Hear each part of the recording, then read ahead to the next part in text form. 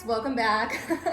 Thanks for joining us. Today we have a really fun topic. Well, fun and very educational. Educational. I think it's important just for pageants and life in general to have this information, especially because I mean, when we're in pageants, we're so young, and sometimes we have sponsors, sometimes we don't have sponsors, sometimes the girl is 100% responsible for her pageant costs, and it's complicated. So we're going to give you some pointers to make the most out of your budget and make it cost effective.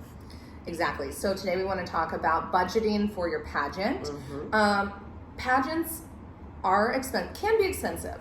It depends on how you manage it. Exactly. Yeah. And if you manage it the right way, we believe it's really no different than competing in sports, competing in other things. It just seems like a lot of costs up front, like at once, but if you are smart with your planning, we can make it more cost effective for you. So number one, set your budget. Yeah. If you have an idea that pageants are something that you would like to do, find out the date of when that is, and then move forward with planning your budget. So as soon as you know the date of your pageant, okay, I can work what I need to work on, or have friends if you have friends that have been in pageants, have them see like, okay, so how's my walk, how's the way I interview, to get like a ballpark idea, to know if you need coaching for 1 month, 2 months, 6 months, a year. So I think that's like the first step, and I think it's very important because, I mean, if we look at each other, if you look at yourself in the mirror, you're like, I'm fabulous, I don't need anything.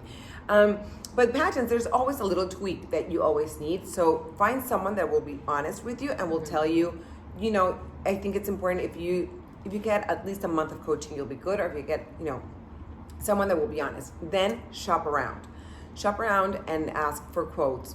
Find out who are the best coaches, who has, helped place the most winners, that sort of thing. Ask the girls, see the budgets, ask for quotes, and that way you'll be able to organize how much money you need to save or ask for sponsors in order to afford the coach that you want to coach you. Exactly. And I think Steph made a great point. Sponsors exist. Many people will love to help you on your journey, but you have to ask. No one's just going to come out of the woodwork and be like, oh, I heard you were doing this pageant, let me give you some money. It is important to go in person, write letters, think of people that you can help. Also, it's a business transaction. I can do some social media for you. Can you help me with this? Ask. The answer is no until you ask. And I think now everyone, we have, you have this platform that before it didn't exist, which is social media. And if you have a good curated feed and you're serious with your job and everything, like, people will say, okay, fine, I'll sponsor you this, and that, or I'll give you this much money in exchange for advertising in your feed. So it's something that, I wish I could have offered.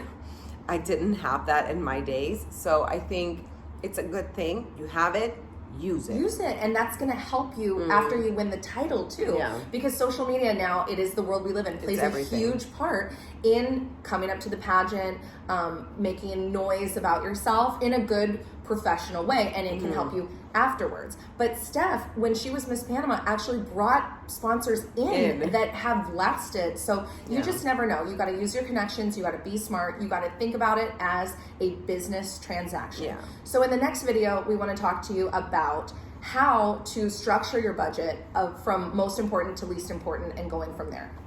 So tune in next. Part 2.